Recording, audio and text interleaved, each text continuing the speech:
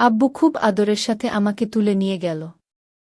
সে আমাকে বিছানায় নিয়ে গেল এবং আমার উপর একটা কম্বল বিছিয়ে দিল এবং নিজেই আমার সাথে শুয়ে গেল। আমার কিন্তু খুব লজ্জা লাগছিল, আমি ভাবছিলাম এখন কি করব।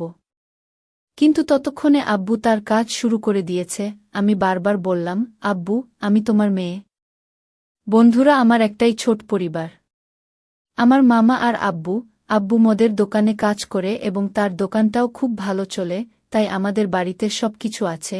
আমার গ্রামের বাড়ির সব ছেলে আমার জন্য পাগল, কারণ আমি খুব সুন্দরী আর কোমল মেয়ে, কিন্তু আমি যত সুন্দরী হই না কেন, আমিও সমানভাবে নিরীহ। রাতে ভেজা বিছানায় ঘুমাতে ভয় পেতাম, তাই আমি আমার মামার সাথে তার ঘরে ঘুমাই। বাবা সবসময় আমার মামাকে বলতেন যে এখন আমাদের মেয়ে বড় হয়ে গেছে, তার বিয়ে দেওয়া উচিত। এই কথা শুনে আমি লজ্জা পেতাম। ডিসেম্বরের একটা দীর্ঘ ঠান্ডা রাত ছিল। কাকা আর ভাই আমার চাচাতো ভাইয়ের বিয়েতে গিয়েছিলেন। তখন তারা আমার কাছেই ঘুমাচ্ছিলেন। কাকা ছাড়া আমার ঘুম আসছিল না এবং খুব ঠান্ডাও লাগছিল। আমি হিটার চালু করার কথা ভাবছিলাম, যাতে ঠান্ডা একটু কমে যায় এবং ঘরটাও গরম হয়। তাই আমি রান্নাঘরে গিয়ে একটা ম্যাচবক্স নিয়ে হিটার চালু করলাম। কিন্তু আমার ভাগ্য খারাপ ছিল যে রান্নাঘর থেকে ম্যাচবক্স তুলতে গিয়ে এক টুকরো তরকারি আমার গায়ে পড়ে গেল এবং তরকারি আমার জামাকাপড়ে পড়ল। খুব রেগে গিয়েছিলাম যে খুব ঠান্ডা, আর সেই তরকারির উপরেও আমার জামাকাপড়ে পড়ল। আমি ঘরে এসে হিটার চালু করে কাপড় শুকাতে শুরু করলাম।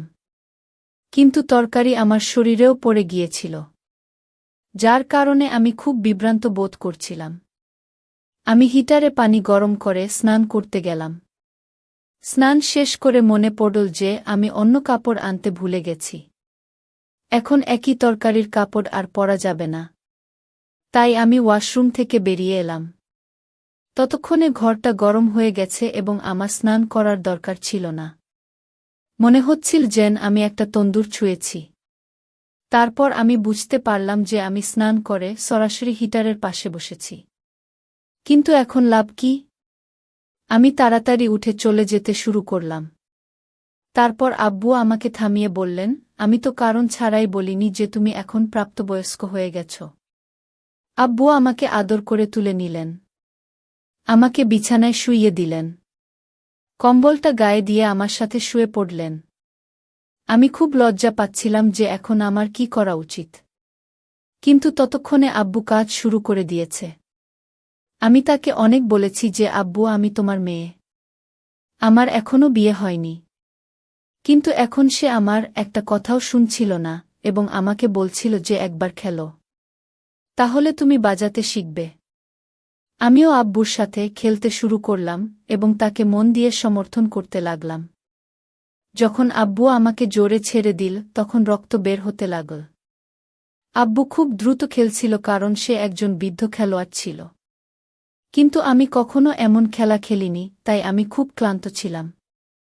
যখন আব্বু খেলতে খেলতে ক্লান্ত হয়ে পড়েছিল তখন আমি স্বস্তি পেয়েছি। তখন আমিও 2-3 বার স্বস্তি পেয়েছি। কিন্তু আমি বুঝতে পারিনি কখন আমার ভাই বাড়ি ফিরে এসে আমাকে আর আব্বুর ঘরের কাজকর্ম দেখছিল। এবার আব্বুও ক্লান্ত হয়ে ঘুমিয়ে পড়ল আর আমিও ঘুমিয়ে পড়লাম। পরের দিন ভাই আমার কাছে এসে বলল, চলো, তোমাকে বাইরে বেড়াতে নিয়ে যাব। রাতে আব্বুর কারণে আমি খুব ক্লান্ত ছিলাম।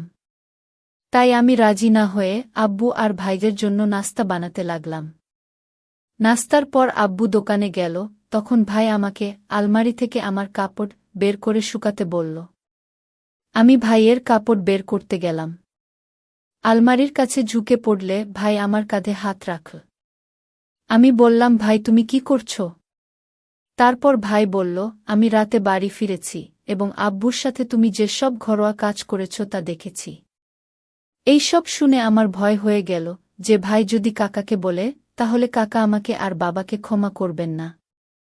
আমার মন খারাপ দেখে ভাই বলল যে আমি এক শর্তে কাউকে বলবো না।